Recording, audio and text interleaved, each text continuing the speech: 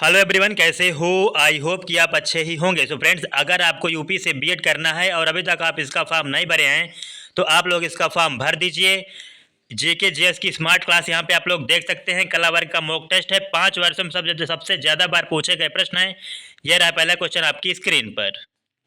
आराम करने वाले व्यक्ति की नाड़ी की दर आमतौर पर प्रति मिनट धड़कन के बीच होती है। बताने का प्रयास करें यहाँ पे कि आराम करने वाले व्यक्ति की नाड़ी की दर जो है वह आमतौर पर कितने प्रति मिनट की धड़कन के बीच होती है, यहाँ बताने का प्रयास करें आप लोग।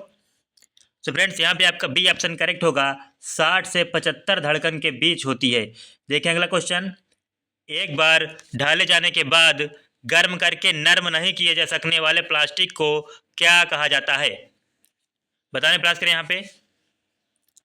एक बार ढाले जाने के बाद गर्म करके नर्म नहीं किए जा सकने वाले प्लास्टिक को क्या कहा जाता है? तो फ्रेंड्स, यहाँ पे आपका डी ऑप्शन करेक्ट होगा, थर्मोसेटिंग प्लास्टिक। यहाँ पे आपका डी ऑप्शन करेक्ट होगा। देखिए अगला क्वेश्चन।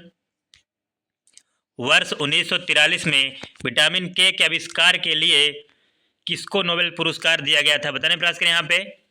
वर्ष 1943 में जो है विटामिन के आविष्कार के लिए किसको नोबेल का पुरस्कार दिया गया था? यहाँ पे आपका कौन सा करेक्ट होगा फ्रेंड्स?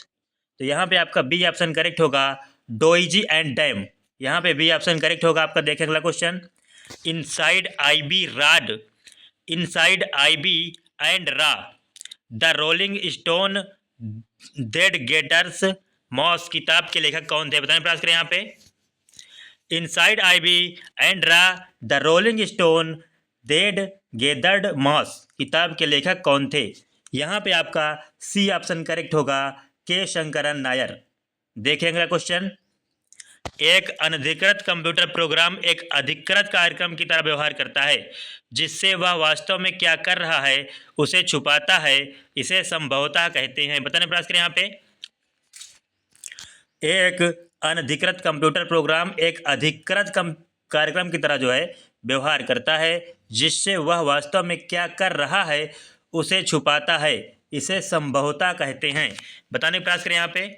यहाँ पे आपका ए ऑप्शन करेक्ट होगा, ट्रोजन हॉर्स। देखें अगला क्वेश्चन। निम्नलिखित में से कौन सी नदी यमुना नदी की सहायक नदी नहीं है? बताने का प्रयास करें यहाँ पे। निम्नलिखित में से कौन सी ऐसी नदी है जो यमुना नदी की सहायक नदी नहीं है? यहाँ पे कौन सा करेक्ट होगा? केन होगा कि बेतवा होगा कि चंबल होगा कि कल्याणी होगा? सो फ्रेंड्स, यहाँ पे आपका डी ऑप्शन करेक्ट होगा, कल्याणी। देखिए अगला क्वेश्चन। मृदा जिसमें मुख्य रूप से पोटास की कमी है उत्तर प्रदेश के कौन से जिले में पाई जाती है? बताने प्रयास करें यहाँ पे। वह कौन सी मृदा है जिसमें मुख्य रूप से पोटास की कमी है? वह कौन से जिले में पाई जाती है? जौनपुर में कि बहराइच में कि बलरामपुर में कि गोंडा में? सो फ्रेंड्स, यहाँ पे आपका ए ऑप्शन करेक्ट होगा, जौनपुर। देखिए अगला क्वेश्चन। उत्तर प्रदेश का निम्नलिखित में से कौन सा जिला बुंदेलखंड क्षेत्र का हिस्सा है? यहाँ पे बताने का प्रयास करें आप लोग। यहाँ पे आपका कौन सा करेक्ट होगा? यहाँ पे आपका सी ऑप्शन करेक्ट होगा, महोबा। देखिए अगला क्वेश्चन। अशोक स्तंभ में उत्कीर्ण किए हुए शेर का मुख जिसे भारत सरकार द्वारा राष्ट्रीय प्रतीक के रूप में अपनाया जाता है, बताने प्रयास करें यहाँ पे। वो कौन से संग्रहालय में संरक्षित है? बताने प्रयास करें यहाँ पे। अशोक स्तंभ में उत्कीर्ण किए हुए शेर का मुख जो है जिसे भारत सरकार द्वारा राष्ट्रीय प्रतीक के रूप में अपनाया गया है वह जो है किस संग्रहालय में संरक्षित है? कुशीनगर में कि सारनाथ में कि कन्नौज में कि लुम्बिनी में? यहाँ पे आपका बी ऑप्शन करेक्ट होगा, सारनाथ में, सारनाथ के संग्रहालय में संरक्षित है। देखिए अगला क्वेश्चन। चंदेल शासन के दौरान उत्तर प्रदेश का निम्नलिखित में से कौन सा क्षेत्र जीजक भक्ति या जय होटी के नाम से जाना जाता था? बताने प्रयास करें यहाँ पे। यहाँ पे आपका कौन सा करेक्ट होगा? चंदेल शासन के दौरान जो है उत्तर प्रदेश का निम्नलिखित में से कौन सा क्षेत्र जीजक भक्ति या जय होटी के नाम से जाना जाता था? अवध होगा कि बुंदेलखंड होगा कि काशी होगा कि दोआब होगा? फ्रेंड्स, यहाँ पे आपका बी ऑप्शन करेक्ट होगा, बुंदेलखंड। देखें अगला क्वेश्चन। उत्तर प्रदेश को महिलाओं से संबंधित पहली पत्रिका, उत्तर प्रदेश को महिलाओं से संबंधित पहली पत्रिका जो है वह कौन सी थी जो कि 1874 ईस्वी में प्रकाशित करने का भी श्रेय जाता है, जिसके संपादक भारतेंदु हरिचंद थे। यहाँ पे बताने का प्रयास करें आप लोग। तो फ्रेंड्स यहाँ पे आपका ए ऑप्शन करेक्ट होगा, बाल बोधनी।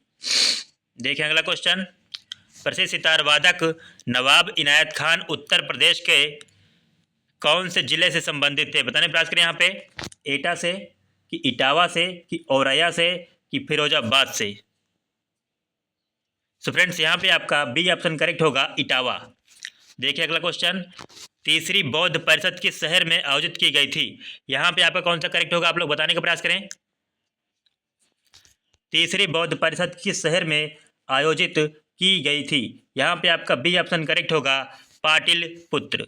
देखिए अगला क्वेश्चन, भारतीय रिजर्व बैंक की स्थापना किस वर्ष हुई थी? यहाँ पे बताने का प्रयास करें। वेरी इंपॉर्टेंट क्वेश्चन है फ्रेंड्स। अगर आप लोग यूपी से बीएड करना चाहते हैं तो आप लोग हमारे चैनल को सब्सक्राइब कर लीजिएगा। यहाँ पे सभी क्लासें करवाई जाएंगी। यहाँ पे देखें कौन सा इसमें करेक्ट होगा। यहाँ पे आपका बी ऑप्शन करेक्ट होगा, 1935। चेमा चेरी कुन्ही रमण नायर निम्नलिखित में से किस नृत्य रूप से उल्लेखनीय नर्तक हैं? यहाँ बताने प्रयास करें आप लोग। चेमा चेरी कुन्ही रमण नायर निम्नलिखित में से किस नृत्य रूप के उल्लेखनीय नर्तक हैं? यहाँ पे आपका ए ऑप्शन करेक्ट होगा, कथकली। देखिए अगला क्वेश्चन, भारत के संविधान का निम्नलिखित में से कौन सा भाग नागरिकता से संबंधित है? यहाँ पे कौन सा करेक्ट होगा आपका, भारत के संविधान का निम्नलिखित में से कौन सा भाग नागरिकता से संबंधित है? तो फ्रेंड्स यहाँ पे आपका बी ऑप्शन करेक्ट होगा, भाग 2। देखिए अगला क्वेश्चन, कि भारत के संविधान के अनुच्छेद 24 के तहत जो है कितने वर्ष से कम आयु के बच्चे को किसी कारखाने में काम करने के लिए नियोजित नहीं किया जा सकता है? यहाँ पे बताने का प्रयास करें आप लोग। यहाँ पे आपका ए ऑप्शन करेक्ट होगा, 14 वर्ष से कम आयु के बच्चों को जो है कारखानों में काम करने के लिए नियोजित नहीं किया जा सकता है। भारत के संविधान का निम्नलिखित में से कौन सा अनुच्छेद है जो राष्ट्रपति के चुनाव की प्रक्रिया से संबंधित है? बताने प्रयास करें यहाँ पे। यहाँ पे आपका कौन सा करेक्ट होगा फ्रेंड्स, भारत के संविधान का निम्नलिखित में से कौन सा अनुच्छेद ऐसा है जो राष्ट्रपति के चुनाव की प्रक्रिया से संबंधित है? यहाँ पे आपका बी ऑप्शन करेक्ट होगा, अनुच्छेद 55। देखिए अगला क्वेश्चन, निम्नलिखित में से कौन भारत में पहली लोकसभा के उपसभापति थे? बताने प्रयास करें यहाँ पे, कौन है जो भारत में पहली लोकसभा के उपसभापति थे? रवि राय थे कि बलिराम भगत थे कि एम अनंत शयानम अयंगार थे कि जी लक्ष्मण थे?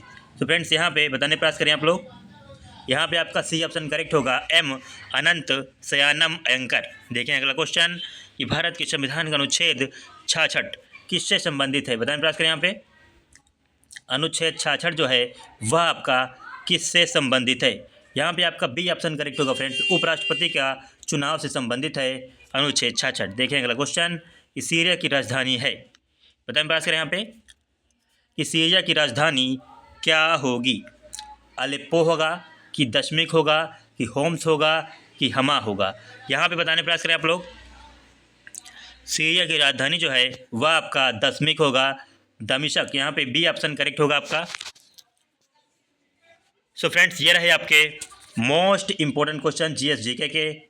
सो फ्रेंड्स अगर आपको यूपी से बीएड करना है तो आप लोग हमारे चैनल को सब्सक्राइब कर लीजिएगा। सबसे पहले आपको यहाँ पे मॉक टेस्ट करवाई जाएगी और संपूर्ण जानकारी यहाँ पे आपको देखने को मिलती रहेगी। सो फ्रेंड्स हम लोग मिलते हैं अगले वीडियो में, तब तक के लिए थैंक यू।